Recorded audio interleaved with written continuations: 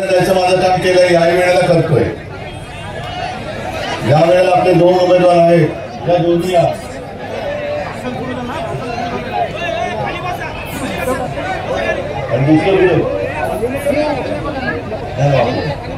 हे दोघं आपले मतदार तुमच्यासाठी तुम्हाला दिलेले आहे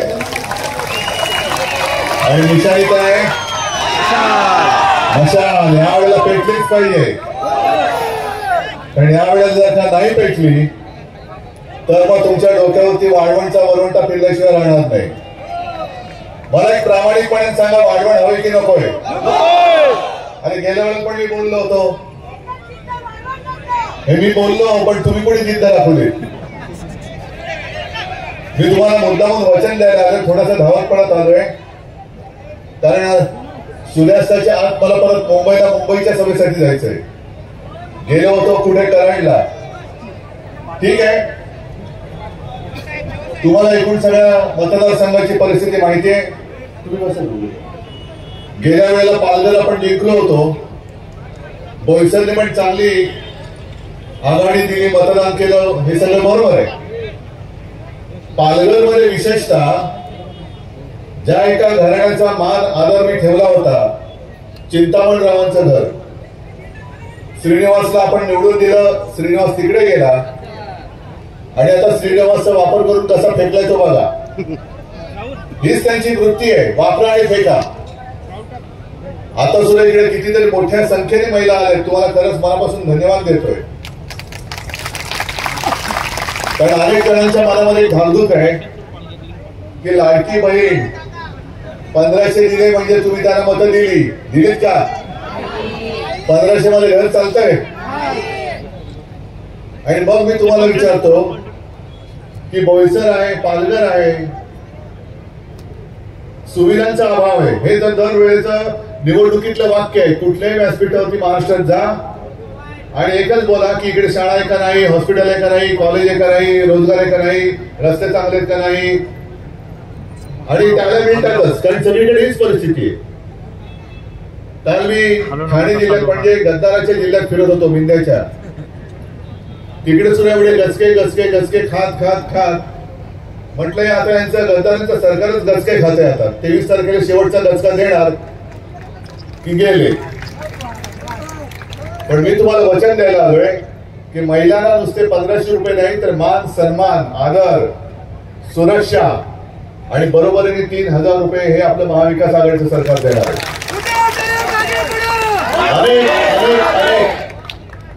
अशी मुलं आहेत की ज्यांना शिकायचं आहे पण पैशाअभावी शिकू शकत नाही, त्यांच्यासाठी सुद्धा आपलं महाविकास आघाडीचं सरकार आल्यानंतर जसं मुलींना शिक्षण फ्री आहे तसंच मी माझ्या महाराष्ट्रात जन्मलेल्या मुलांना सुद्धा शिक्षण मोफत दिल्याशिवाय राहणार नाही। बाकी दोन गोष्टी आहेतच, दोन जी बंदर आहेत, वाढवण आणि मोरबे, हे जर का तुम्हाला खरोखर नको असेल तर या वेळेला मला दोन्ही आमदार आपले निवडून द्या। सरकार आणल्यानंतर मी बघतो कोणाची हिंमत आहे तुमच्या वाढवणला हात लावायची। पण नुसतं आंदोलन करून नाही चालणार। आंदोलन करून शिवसेना तर आंदोलन करायला कधी तयार असते, पण अधिकार हातामध्ये पाहिजे।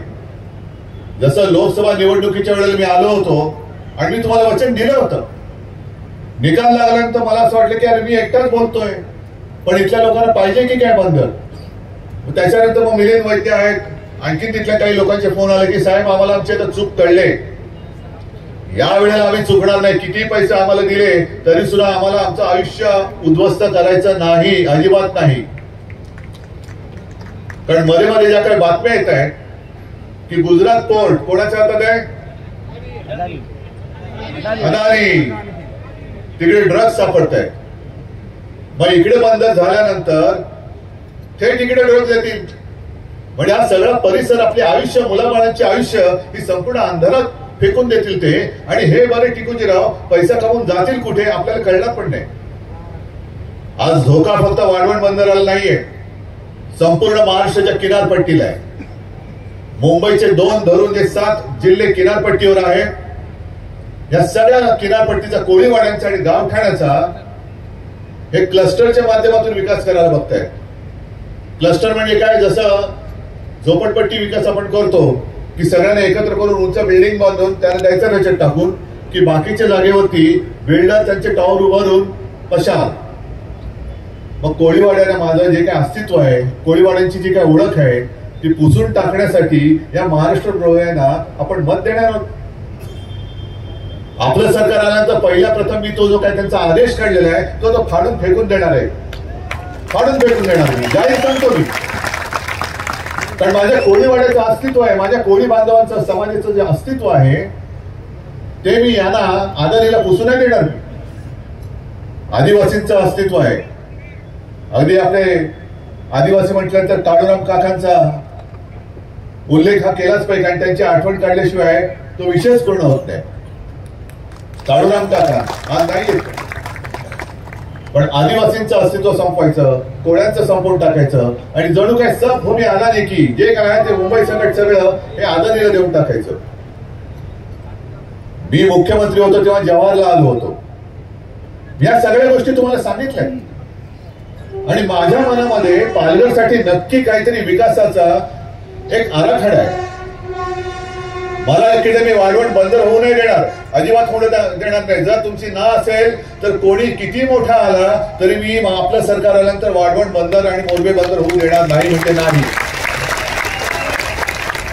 पण याचा अर्थ असा नाही की जे मोदी आणि शहा सांगतात की उद्धव ठाकरे विकासाच्या विरुद्ध आहेत. विकासाच्या विरुद्ध नाही, मी सत्यानाशाच्या विरुद्ध आहे, विनाशाच्या विरुद्ध आहे. मला माझ्या पालघरचा विकास करून पाहिजे आणि पालघर हा खरंच सुंदर जिल्हा आहे. पालघर जिल्ह्यामध्ये किनारपट्टा आहे, जिकडे माझे कोळी आहेत तिकडे छान पर्यटन येऊ शकतं. जव्हार सारखं ठिकाण आहे, तिकडे हिल स्टेशन होऊ शकतं. म्हणजे इकडे बंदर करण्यापेक्षा चांगली एखादी जागा बघून आपण एअरपोर्ट का नाही करायचं, विमानतळ करू आपण इकडे. येथील उद्योग येतील, उद्योजक येतील, पर्यटक येतील, चांगल्या सुविधा येतील, चांगली कॉलेज येतील, चांगल्या शाळा येतील. जे काही सगळ्यांचं चाललेलं आहे मी आज येताना पेपरमध्ये वाचलं आणि भयानक आहे. पंकजा मुंडे बोलल्यात एका सभेमध्ये की भाजपचं काम म्हणेल भारी असतं. महाराष्ट्रामध्ये साधारणतः 90,000 बूथ आहेत आणि त्या 90,000 बूथ वरती विशेषतः पालघरचा परिसर आहे, पालघर, बोईसर आणि पूर्ण किनारपट्टी, जव्हार बिवार सगळीकडे. इकडे गुजरात मधून भाजपची लोक येऊन बसलेत आपल्यावरती, म्हणजे तुमच्यावरती लक्ष ठेवायला. गुजरात मधून येत आहे, रिसॉर्ट मध्ये राहत आहे. माझ्या गेल्या 4-5 दिवसामध्ये 10-15 वेळा बॅगा चेक केल्या, आता सुद्धा उतरल्यावरती केली तर. पण हे गुजरात मध्ये जे काही लोक आले ते काय शेव ढोकळा बिकळा काही घेऊन आले, फाफडे घेऊन आले, तपासले त्यांच्या बॅगा. रात्री अपरात्री जातात कुठे, रात्री अपरात्रीचे फिरतात कुठे, कोणाच्या बैठका घेतात, काय वाटप करतायत. त्यांना विचारल्यानंतर म्हणजे यांना विचारलं, पेपरमध्ये वाचलं, ते म्हणाले आमच्याकडे अशी काय तक्रारच आली नाही. मग माझी काय तक्रार आली होती काय तुमच्याकडे की उद्धव ठाकरेची बॅग तपासा, याच्या बॅगेत काहीतरी आहे म्हणून. माझ्या बॅगा तपासता आणि मग नाटक करायला तर ढोंग करताय. अमित शहाची पण बॅग तपासली, मोदींची अजून तपासलीच नाही आणि तपासण्याची गरज नाही, कारण मोदींच्या बॅगेत मिळणार काय, नुसत्या थापा.